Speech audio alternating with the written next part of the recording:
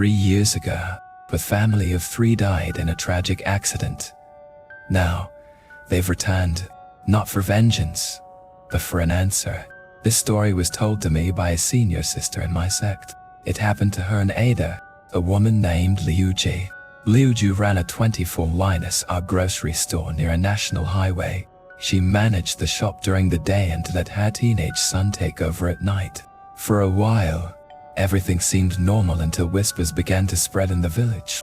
People said her son had been acting strange after midnight. Liu Jie didn't take it seriously at first, until one night a truck driver said to her, "Mom, is your son okay?" She flared up. "What do you mean?" The driver explained, "I've been stopping by around midnight to buy water. Every time, your son's standing at the counter, staring at the entrance, with all the products scattered on the floor. One time he even yelled at me to get out. I didn't argue, I just scanned and paid. If you don't believe me, check the security footage." That night Liu Jie did, and what she saw chilled her to the core.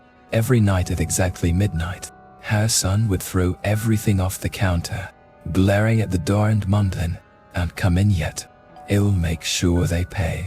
By 5 in the morning, He'd quietly pick everything up and return to normal. It's been going on for over 2 weeks. Terrified, Liu Jie brought in a respected spiritual master from a nearby town. At midnight, they entered the shop. Sure enough, her son was there, eyes wild, smashing merchandise, muttering curses. Liu Jie tried to hold him, but he shoved her aside. The master stepped forward calmly and pressed a finger into the boy's lower back. Immediately, the boy collapsed unconscious. The master looked at Liu Jie and asked coldly, "Tell me, why didn't you help that family of 3 years ago?" Liu Jie's face went pale. She remembered that night. It was summer. Around 2 a truck crashed into a tricycle just outside the shop. A family of three, parents and their child, were thrown onto the road. She watched from behind the door, scared to go outside. Then a bloodied hand slammed against the glass and a woman's voice cried, "Please help us. My son is still alive. Call an ambulance." But Liu Jie turned off the lights and pretended to be asleep. By morning, paramedics came. It was too late. The family was gone. The master shook his head. "If you had opened that door," he said, "you would have saved them and your family would have thrived. The child had a bright future. Their time was meant to end that night. But now, they've returned, especially the father. His resentment is so strong." Hes crossed over to hunt her son. The master looked at her and asked, "Let me guess. Your son can't seem to get married.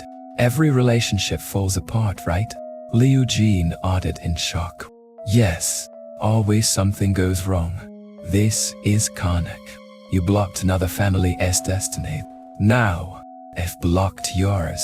Liu Jie broke down in tears and begged the master to save her son. He sighed, walked back to the boy, and pressed his finger once more.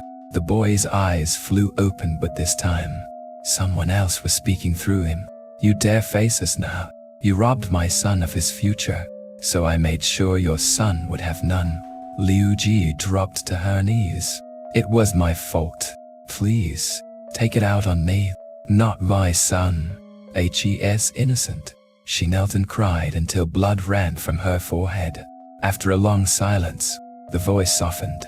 "We weren't vengeful in life. We were good people.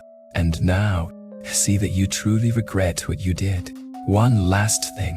Tomorrow night, at 1:40 a.m., bring your son to the crossroads by your shop. Burn us some winter clothes. The cold is coming." Liu Jie nodded through tears. Her son collapsed again. When he awoke, he remembered nothing. The next night, under the master's guidance, Liu Jie and her son burned paper clothes and incense at the crossroads. Since then, her son has been perfectly normal, and every year during King Ming, on holidays, Liu Jie returns to that same corner and burns offerings for the family she once failed.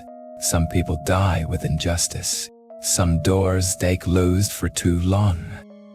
and the knock comes, will you open it?